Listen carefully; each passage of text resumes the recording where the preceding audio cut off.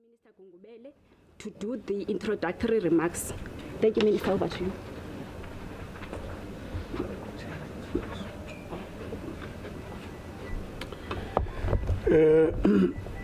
Thanks, Nomande. Again, ladies and gentlemen, my colleagues, ministers, different media houses here, the leadership of government from the administrative side, acting CEO ESCOM, Mr. Asif,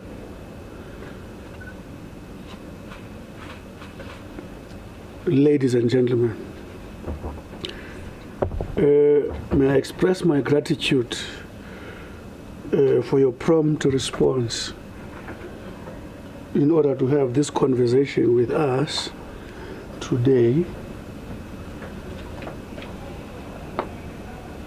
regarding the regulations whose intention is to assist us to manage the consequences of electricity supply constraint. We are here on behalf of Cabinet and National Energy Crisis Committee to appraise the nation on regulations that will apply on the national state of disaster pertaining to the impact of severe electricity supply constraints. As we all know, these regulations come into effect after the national state of disaster was gazetted. This was also announced by President Cyril Ramaphosa, His Excellency, during his 2023 State of the National Address, following a sitting of the President's Coordinating Council, as well as a special sitting of Cabinet on the evening of Monday, 27 February 2023. Government gazetted the regulations which give effect to the provisions of National Disaster Management Act 57 of 2002. Minister Nkosazana will speak better about those. The national state of disaster, emphasizing our determination to support and work with all South Africans and sectors of society negatively affected by the severe electricity supply. The regulations aim to assist, protect, and provide relief to the public, protect property, prevent and combat disruption, and to deal with destructive nature and other effects of disaster. The greater part of this will be dealt with in the opening remarks by Minister Nkosazana Dlamini. Once she has spoken, other ministers, Minister from Health, Minister Phaahla, will actually make some remarks from the discipline that he leads. Minister Barbara Chrissy will also do the same. We got undermined by the connection with the ministers who are not here, but different departments are represented by the technical people who are able to deal with those issues that affect their department. At this point in time, I want to call upon Minister Nkosazana Dlamini to address you. Thank you very much, Minister Nkosazana.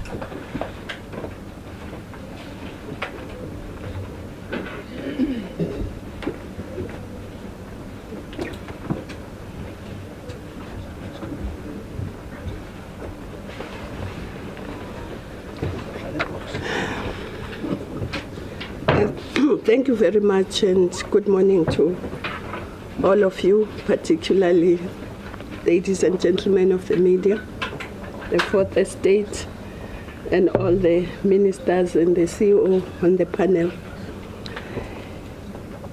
We are going to talk a bit about the regulations, but maybe just as a way of introduction to say that the declaration of the national state of disaster became inevitable because of the impact of load shedding on the public, and many sectors were being affected.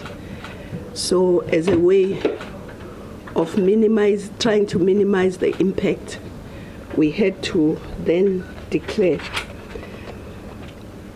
And so the regulations on the whole, are there to minimize that impact. Of course, they are there also to assist Eskom to do some of the things that the normal legislation may be slower, and through the national disaster,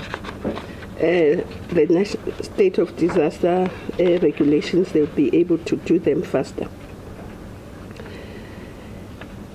And the various ministers who are affected by the regulations will obviously have to issue directions on how then they are going to apply those regulations in their own areas of competence.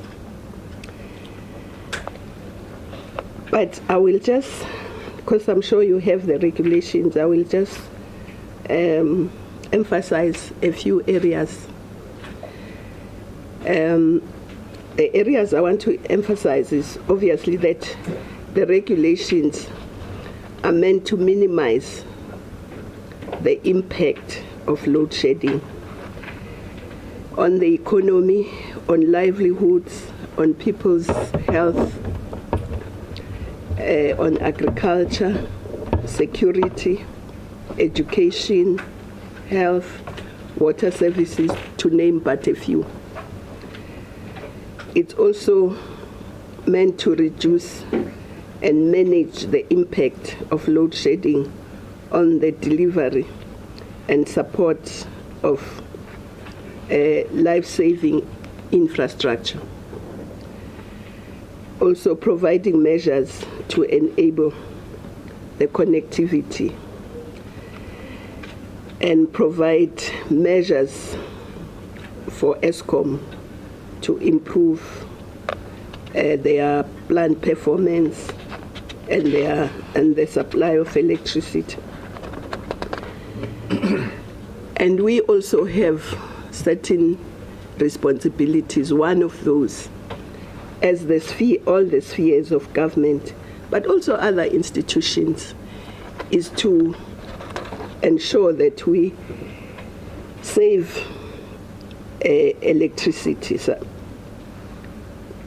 we take measures to save. So if your institution closes at 4 or 5, then all the lights should be off for the rest of the night.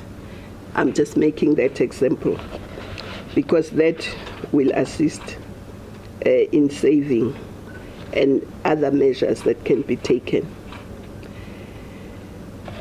And the regulations are also to actually ensure that we can save lives. Because if there is load shedding, for instance, in an antenatal unit, and there are babies in incubators, you can imagine what can happen. That's why the regulations emphasize the issue of ensuring that the health infrastructure is exempted, whether it's somebody in theater or patients in ICU and so on. So those are some of the things that we made sure that they would be protected. We've seen farmers, poultry farmers, for instance, killing chicks because of the load shedding, and the regulations are to try and protect those. Some were spilling thousands of liters of milk because they couldn't keep it fresh.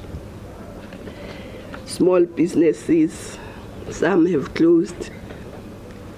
Can you imagine if you are a dressmaker or a tailor and somebody's getting married and you have a deadline and there's load shedding, you can't finish their attire, you are in trouble. So all those kind of things are those things that made us, that the regulations will try and assist. And I don't want to go through all the regulations because I'm sure you have them. But I also want to emphasize the issue, because I know it will come out, the issue of emergency procurement. we've tried to ensure that the use of emergency procurement is not abused. And that's why the Auditor General will do real-time auditing, but also we've said that the accounting officers will have to report to Parliament if they've used the emergency procurement according to these regulations every month after they've used these regulations for procurement, so that we don't have anyone abusing these regulations. And of course, the ministers then will say what in their areas of competence they are going to do according to these regulations. I thought I should just say those few words by way of introduction. Thank you. Thank you. Thank you, Minister. Minister Phaahla, just go straight. We're trying to deal with time. Thank you, Minister.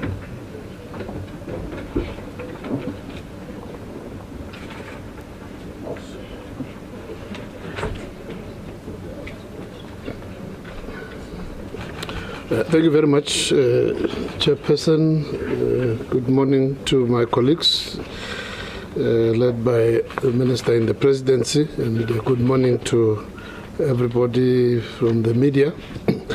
Well, from the health side, as Minister Dlamini Zuma has indicated, we're really looking forward to being assisted through this state of disaster declaration. We have been working with ESCOM colleagues in the provinces, their own ESCOM provincial managers, and also from our team from hospital services and infrastructure, also right down to the district levels. Quite early, once the stage 6 started to come quite frequently, our DG communicated with the ESCOM leadership, and they agreed to form a joint working team. And our colleagues in the provinces, we identified 213 key health facilities, mainly hospitals, because that's where in every province at hospital level, that's where you have the kind of emergencies which Minister Dlamini Zuma was referring to, because we're looking at the kind of facilities where your high level of key emergencies have to be taken care of, referral hospitals, where major operations, ICU. So 213 of such facilities were identified jointly as the priority. Not that the rest of the more than 5,000 clinics, community health centers and hospitals are not important, but this was really identifying absolute essential. 213 facilities were identified, and after a number of discussions and agreements, 76 of those were exempted. Some were already exempted, like for instance across the road here, the Steve Biko Academic Hospital. As you know, even before that time, they were already safeguarded from load shedding. Then others were added. The number became 76. By the time we reached October, that was the number. Then out of those, because you know that some facilities are supplied directly through ESCOM line, 26 out of those 76 were directly by ESCOM line, and 50 were those which are supplied by municipalities. So we have an outstanding 137 of the top priority 213, which are still not exempted. So our teams have been working together with ESCOM to look at expanding the number of facilities which can be exempted. Now, the 46 out of the 137 remaining fall directly under the Eskom supply line, and 91 out of those are under municipalities, your city power and the various district and local municipalities, especially metros, which are also electricity supplying agents. So what the teams have done up to now is to look at what then needs to be done, and we were informed that because those which are remaining is because the lines, the cables which are going into those health facilities are intertwined with the community suppliers, supply line businesses and so on, so they can't be separated. They have to have a separate line installed so that they can then be exempted. That has been costed for the 46 facilities directly under Eskom. We were informed that preliminary costing gave a figure of just over 300 million. So they're still working on detailed business plan in terms of that. So our team is also working with the provinces and district and municipalities, also with the assistance of COCTA, to then drill down as well to have a clear costed business plan in terms of the remaining 91 to make sure that, again, because they need the separate lines, so that those also can be costed. So we are looking forward that with the disaster, the declaration of disaster, this process can be speeded up. Because at the current moment, our institutions are really struggling.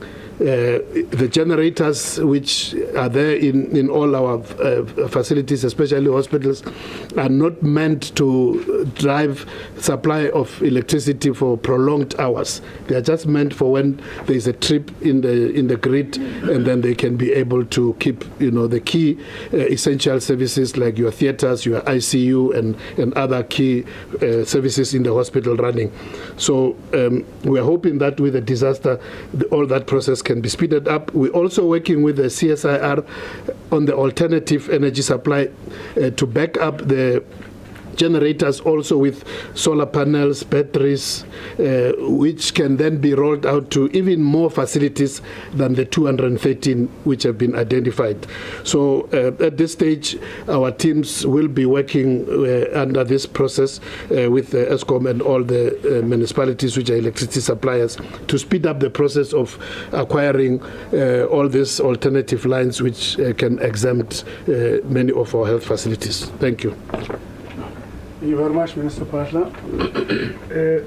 As Minister Chris comes, I've been advised that Minister Didiza has actually got successfully connected. Should immediately come in after her. Minister Chris.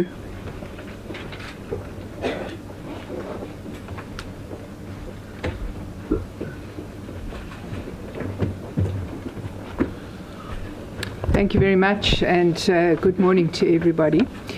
The current disaster regulations make provision for myself to issue directions in relation to the streamlining of applications and decision-making processes for environmental authorizations, waste management licenses, atmospheric emission licenses, as well as condemnations and exemptions associated with energy infrastructure, generation, transmission, and distribution for the duration of the state of disaster.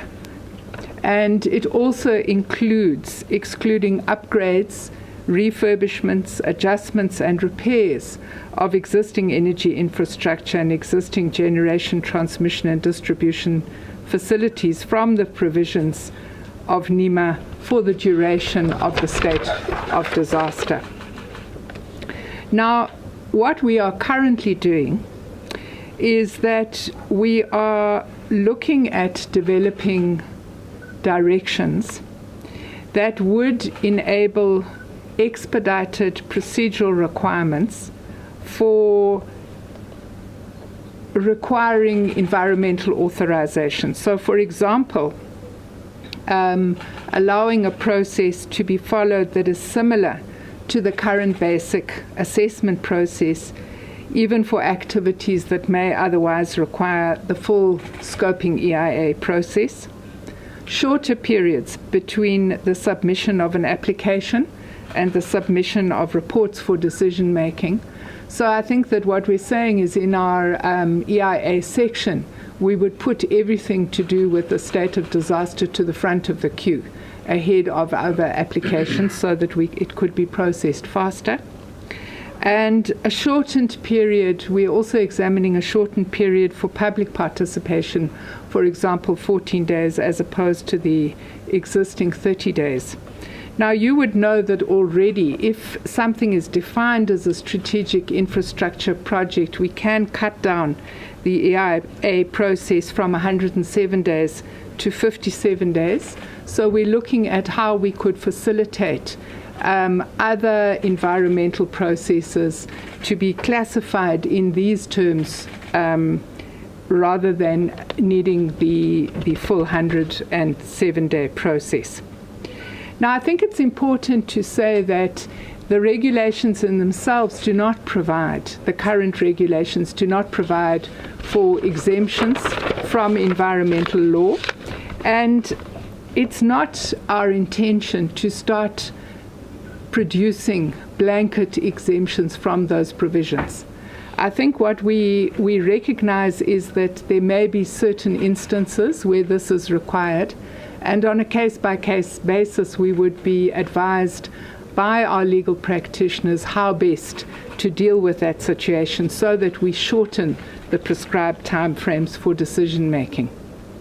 Let me say at the outset that we have also been participating in the one-stop shop process that already speeds up the provision of assistance and guidance for potential applicants related to authorizations, permits, and licenses required for energy generation, transmission, and distribution. So we already have a situation where we are speeding up those processes under the existing dispensation, and we would only look at bringing in the directions if we felt that the existing processes did not facilitate that. I think it's important to say that solar rooftop installations don't require an environmental authorization. With regard to bigger solar projects, we are still in the process of developing regulations that would allow solar PV facilities and battery storage facilities to go through an expedited registration process, and we will be putting those regulations out for public comment soon, and that of course would be in areas of low environmental sensitivity. Thank you very much. Thank you very much, Minister Chrissy. Can we then, at this point in time, allow Minister Diseases to face the nation from a distance? I hope she's hearing me. I do hear you, Minister. Thank you. Well, I can see her. No, thank you very much, Minister. The ministers are on the platform, also in Pretoria with us, and our media and our nation. We have been indeed in engagement with our farming organizations as well as the agribusiness industries to look and assess at the impact of the energy situation in their production. We did that working with structures such as the National Agricultural Marketing Council, BFAP, and AGBIS, where we went around the country and really did a bit of an intense survey so that we can get a sense of where mostly farmers as well as agribusinesses have been impacted upon. Out of that survey, we then started engagements with ESCOM to look at what are the possible short-term measures that can be applied in order to ensure that we ameliorate the problem, particularly to ensure that we avoid the risk of food insecurity in our country. So there has been some short-term interventions that we have looked at that would address areas where there's intensity of production, particularly on the irrigation side and the processing side. With the regulations having been announced, it would assist us to ensure that we do certain interventions that can make it possible for agriculture to continue to operate. Some of those have been looking at off-grid, where some of the investments by agricultural businesses and some large agricultural entities can actually employ, such as solar systems and others, to be able to continue with production. The second intervention has been to look at where the timings of load shedding, particularly where intensity on irrigation is concentrated, can actually be applied with agreement with those producers in those localities so that you can have maximum time for irrigation at that level. We've also looked at other areas where own production of alternative energy can be supported. We then are currently looking at how we can enhance some of the products that have been announced by Minister of Finance in terms of the intervention that the state can make to assist individual households, but also businesses, some of those which are tax incentives. But on our side, we are also looking at how we could look at blended finance to assist upfront such that those who would like to go on alternative energy sources can actually do so immediately. We will be dealing with the detail with the sector as we've been continuously engaging. Minister, without taking much of your time, I think this is how far I can go for now. Thank you very, very much. Thank you very much, Minister Titiza, all the way from George. I'm not sure if we successfully connected Minister Shaveli. We didn't. No, that's fine. Colleagues, it has already been said that because of particular conditions, under the guidance of the Minister of Cooperative, Minister Nkosazana Dlamini, the situation had to be classified. Once classified as appropriate for disaster, and then disaster got declared. Having been declared, it meant that particular regulations that are supposed to guide our life under that declarations had to be couched, which are being spread around the country. We're here now to converse with you about them. And a number of other departments will be doing their special briefings on an ongoing basis with regard to what is uniquely happening in their situation. I just wanted to check if Jeff from Treasury is here.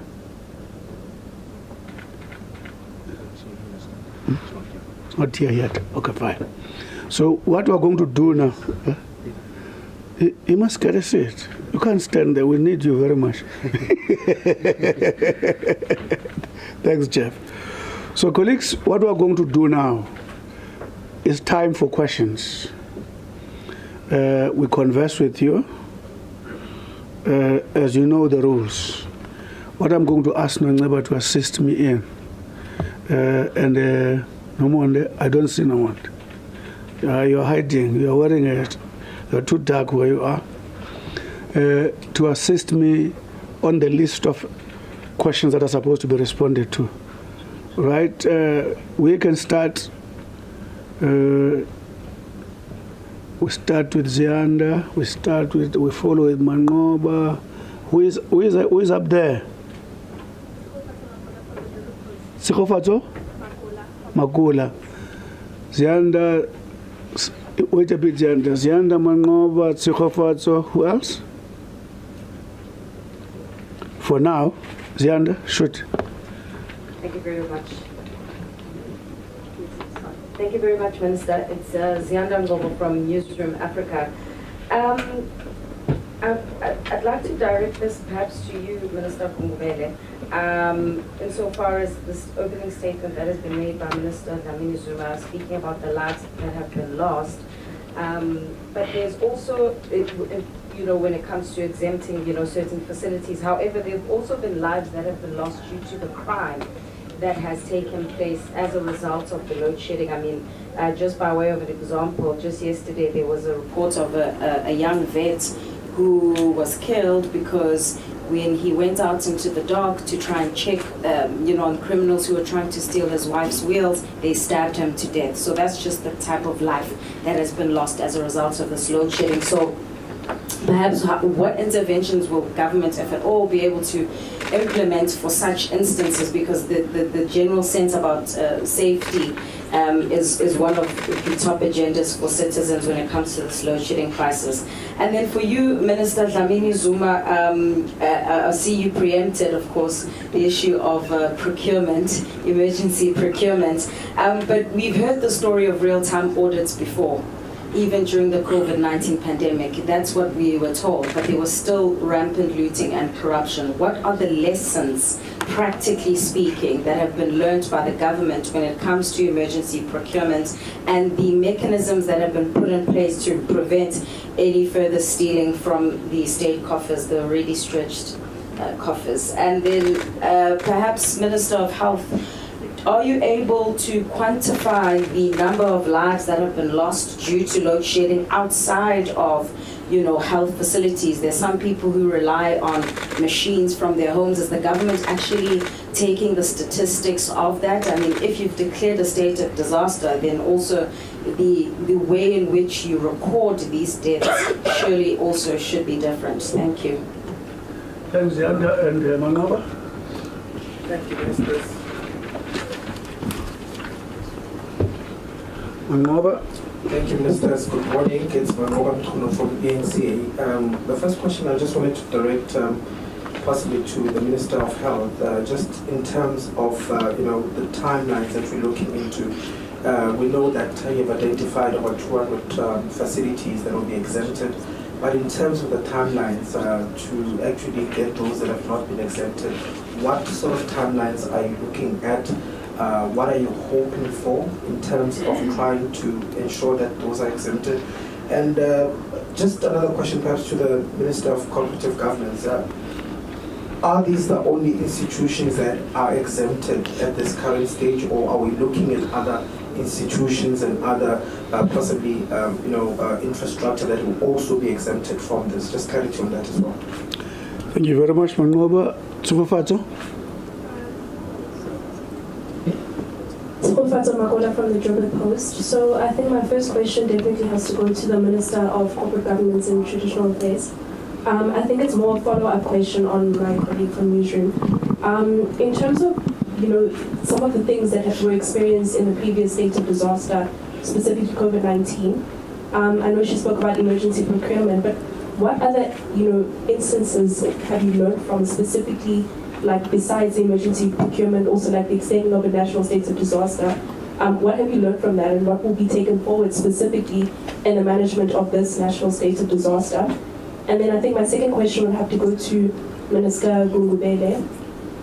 It would be basically, given that the energy crisis is being viewed as an urgent crisis, what is taking so long to announce the Minister of Electricity, given that, you know, they'll probably be working very closely specifically for this national state of disaster? Thank you. You want to give me work to go over? All right. Let's start with Minister Nkosazana Dlamini.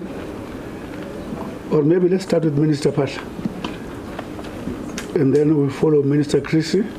And then oh, there's nothing. Why didn't they give you work?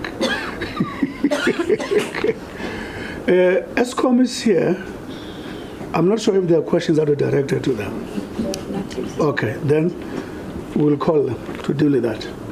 Minister Phaahla?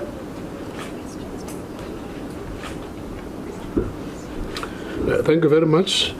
In terms of the timelines, essentially what we're looking forward to is that this high priority, all the 213 health facilities should ultimately be exempted.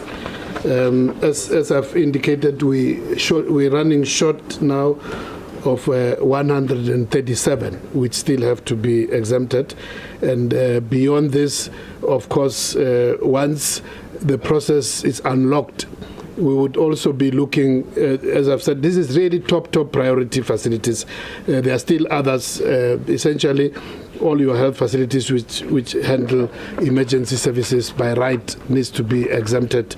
But in terms of this top priority, what we are expecting is that by the end of this month, end of March, we should be having one on the ESCOM side. There's already some work done, finalized business plans costed in terms of the 46 facilities which are directly on the ESCOM lines. And as that happens, from our own budget, and also happy to know that the Treasury is also here. Obviously, we'll also be seeking some assistance where our infrastructure budgets may not be adequate. But also the remainder of the 91 which are under various municipalities, we also want to make sure that by the end of this month, they are all, their business plans, they are fully costed. And once that happens, we would be looking forward.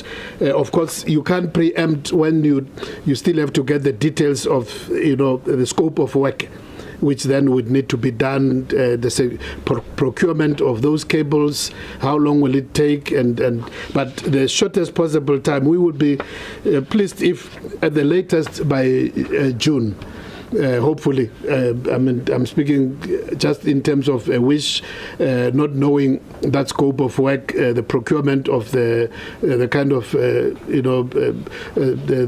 instruments which will be required, the cables and any other equipment which will be required.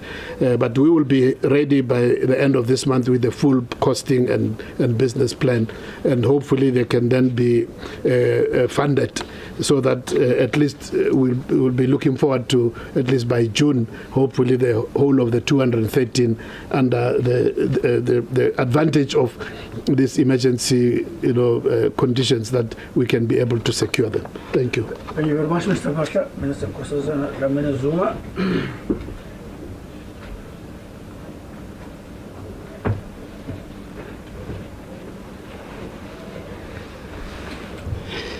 Thank you very much. I think on the issue of crime, if you look at Regulation 51C, it does talk to security.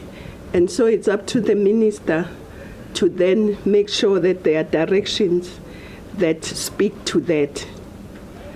I won't say what those directions should be, but obviously even the deployment of security, the police, depending on where the hotspots and the load shedding is. So he will have to then do that. But the regulations do give them that space, give the security forces that space. Now, when it comes to the issue of the emergency procurement, I think if you recall during COVID, we didn't put this up front. It was a new thing. We didn't put it. It was the real-time audit came much later, after we had learned what had happened. So this time, we decided that it must come up front, so that right from the beginning, the Auditor General must be involved. But also, what is even more important is that every month, the accounting officer goes to Parliament, to their portfolio committee, and explain what they've procured, for what, how. So that's how we are trying to stop what happened earlier. And I think that is going to Parliament every month is going to be very helpful, because then people will know that they have to account to the nation, because if you go to Parliament, you're accounting to the nation. And questions would be asked. It won't be just a report, but you'll be there and you'll have to answer questions. So we are hoping that this will assist us. But should there be any problem, you know that, again, learning from what happened during earlier days of COVID, a fusion center was established, which has all the security and the people that can take the cases up. We hope that they won't have to, but should there be a need, the fusion center will also be activated for those. In terms of whether there are other essential infrastructure that will be exempted, I think this is, as you know, this is an ongoing process. The reason we didn't declare earlier was that the hours of load shedding were not as many as they are now, for instance. Now you have places where there are 4 hours at a time. So depending on what happens and what impact is felt in other sectors. For instance, in the discussions of the NDMC, some of the insurance companies were saying if this continues, they might not insure certain electronic devices or certain electric devices because of the load shedding that might damage them. So it depends on what other areas of other sectors experience and what impact. So I can't at this stage say yes, there'll be more, or no, there won't be more. It will be assessed as we go along, and if there is a need for more, they will be included. Thank you. Thank you, Minister Nkosazana Dlamini. Minister Phaahla, there's a gap he wants to close. Minister Phaahla.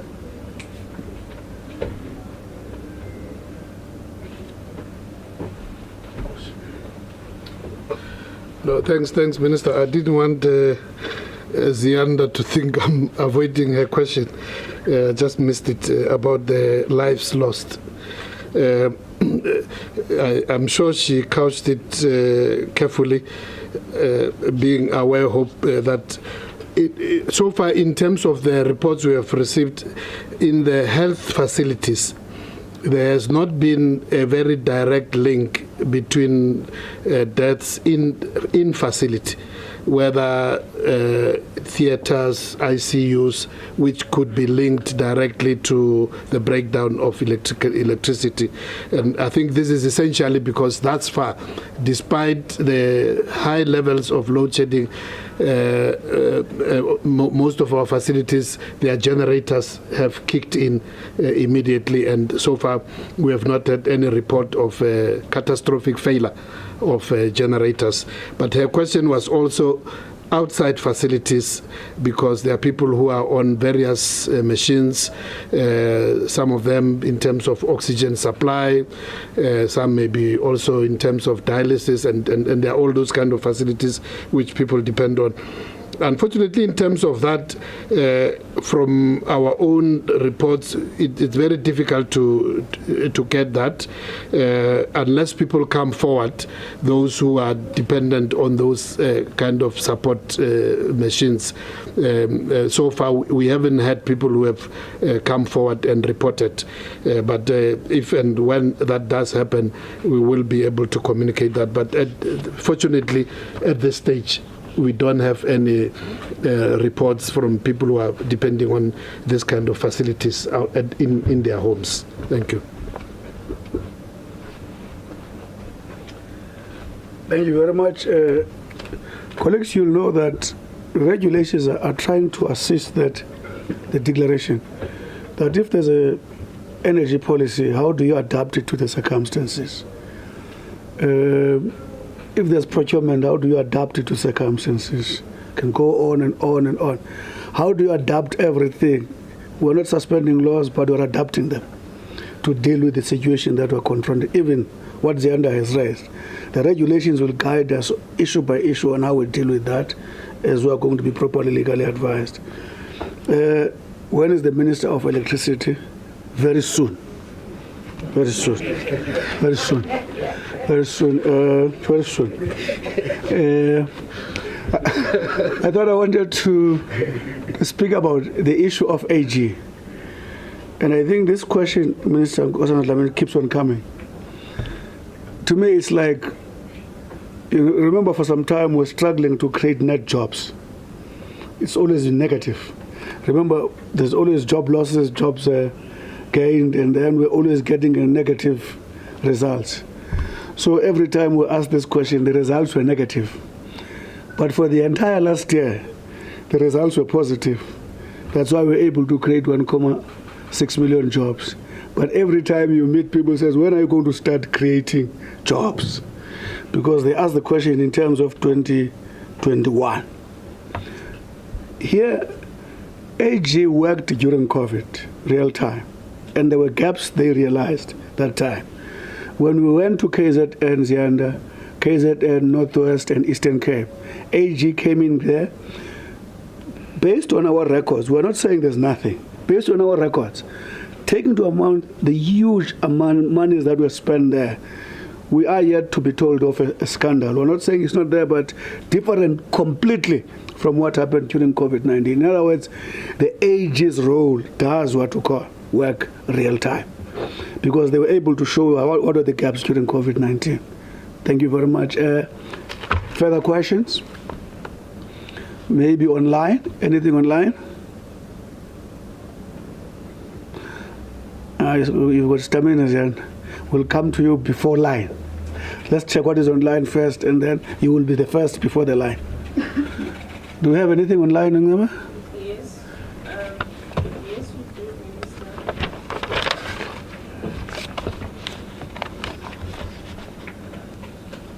We have the first question comes from Terence Creamer, Engineering News. He has about 3 questions. The first one, the risk of environmental legislation being swept aside during the SOD seems high. What safeguards will the directions to be published by Minister Krisi include to ensure that it is not a free-for-all? The second question is, can Minister Krisi provide an update on Eskom's application for a temporary exemption from air pollution rules at Kusile? The third one, which is the single department referred to in Regulation 5.1e, which enables streamlining and expediting application and decision-making procedures for regulatory processes related to energy generation projects. The next question is from Deneen Erasmus Business Day. When will the national state of disaster end? When there is no more load shedding? Richard from Maidorpi News, Nelson Mandela Bay. Okay, he says Nelson Mandela Bay is subject to... That is Richard. Yeah, Richard. His paper is Maidorpi News. He's asking, Nelson Mandela Bay is subject to multi-day water outages that are often blamed on load shedding. Considering that other regions have been completely exempted from load shedding for a period of time due to floods, etc., should the metro not be allowed to exempt areas that are related to water supply, considering the dire situation that often results in no water for a week? The next question is from Lamis Omaji, News 24. For clarity's sake, on streamlining the environmental authorization processes, does this mean every project will still have to apply for environmental authorization, whether it is a basic assessment process? Will the only change be the timelines being shortened? Will Eskom be required to meet air quality standards during the SOD or not? The next question from Deneen again to Eskom. Will the scale of exemptions from load shedding proposed in the regulations mean that for those not exempted, load shedding will have to be increased to allow uninterrupted power to flow to exempted facilities. There's more, Minister. I'm not sure if I should. Go for it. Terence Creamer from Engineering News is asking again, why did it take more than 2 weeks to issue these regulations? And his other question is, how many legal cases have been launched to date against the SOD, and what are the main objections? Moving on to Siphelele Ndludla business report. According to regulation to section 5D of the recently gazetted National State of Disaster Regulations, a relevant cabinet minister may issue directions in consultation with COPTA minister for the purpose of giving effect to implementation measures to remove impediments to the development or construction of new generating capacity. Now the question is, what does this mean? Because ESCOM is not allowed to embark on capital investment in any new generation capacity for the duration of the 3-year debt relief program. Again, is the government effectively announcing that any additional capacity will only come from renewables in the near future? That is all for now, Minister. Online. Thank you very much. Let's allow Zianda to proceed. Okay, thank you. Also, your questions have been asked. Let's start with Minister Christie. There's quite a lot of stuff for you. And Minister Nkosazana Dlamini, back on regulations.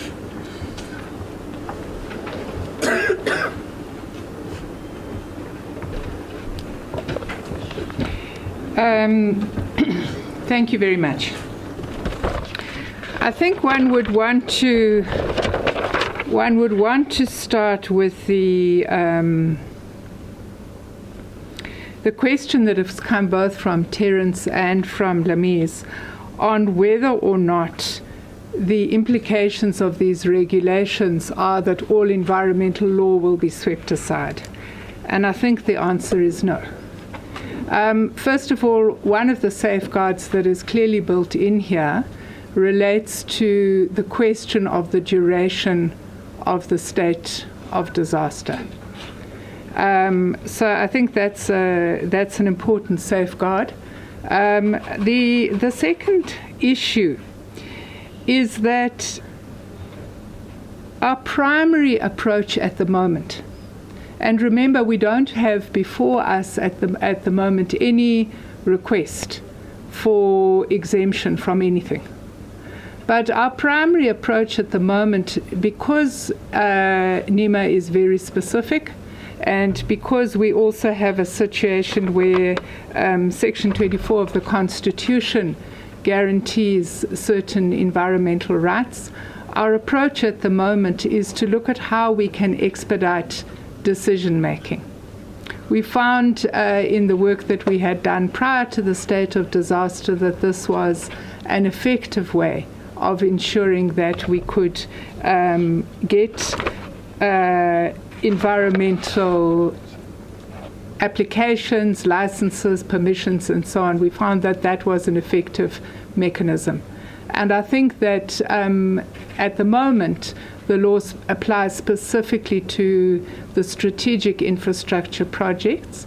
But our learnings from that process are that should it be necessary, we could issue directions that would allow those processes to be more generally applied. I think that there was also this question about the update on ESCOM's application. I did know that I was going to get asked that today, so I did checked with my officials yesterday. They have indicated that we don't have an application at this stage, although ESCOM has written to us asking for advice on how to approach this matter. The issue of air quality standards, really, this is primarily an issue that is currently before the Section 3 Advisory Committee that I have established in terms of Section 3A of NEMA, and that process continues. It's a process that predates this, and it would not be directly linked to the state of emergency. Thank you very much. State of disaster. Minister Nkosazana Dlamini Zuma, Regulation 5. Regulation 5? Okay, 5. They said 5.1 and 5.1 and so on. You are better placed to he will answer this. that one. He will answer that one. I will talk about when will the state of disaster end. The law says it lapses after 3 months, but if it's still needed, it then gets extended month by month. So that would be the water supply issue. We agree with the person who's asking the question that the water infrastructure is important, and that's why the water infrastructure is in the list of the essential infrastructure that should be exempted. So whether it's eThekwini, whether it's where that water infrastructure needs to be exempted, should be exempted. Why did it take 2 weeks to gazette the regulations? I think in our democracy, there are lots of consultations that had to be done.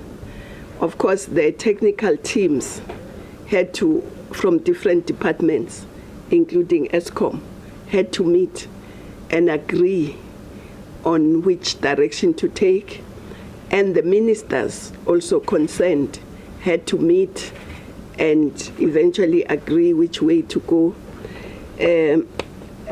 And not only which way to go, but how to actually make sure that the regulations are phrased in a way that will make it possible for them to do what they are supposed to do. So we apologize, it took 2 weeks, but we had to be thorough about what we put out so that when we do gazette, there is no minister who says disowns what is in the regulations. The cases, how many court cases? There are 2 already. Thank you. Thank you, Minister Nkosazana. I think the other question he'll deal with. it. Let's start with the ESCOM, Mr. Hassan. Those are last responses. Colleague Kasim. Mr. Kasim, my apology.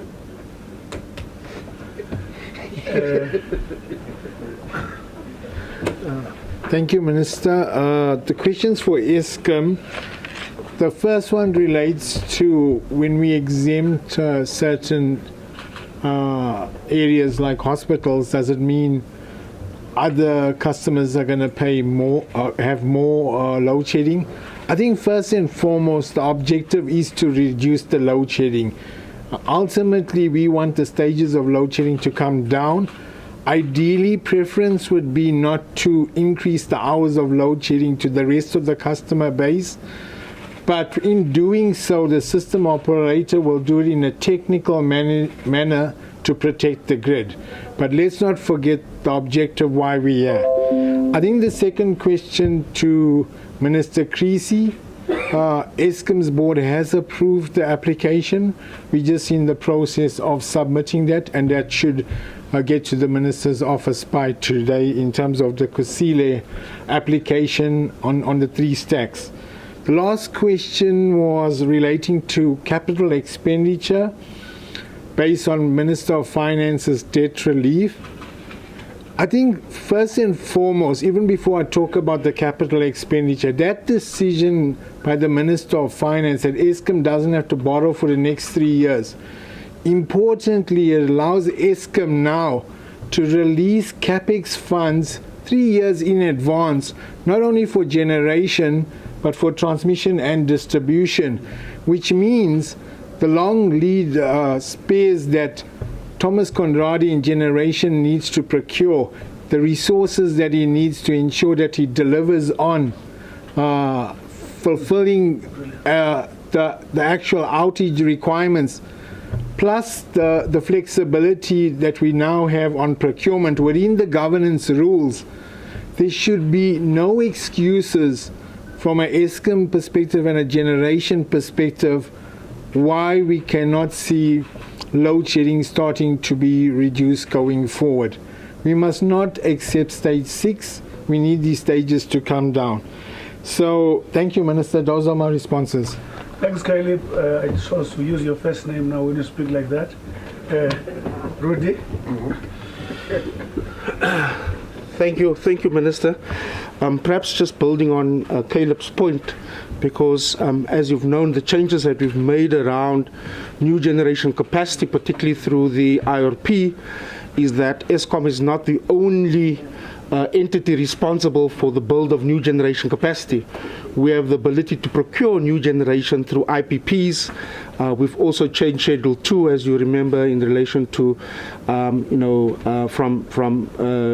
to new generation, utility scale generation, to only registering.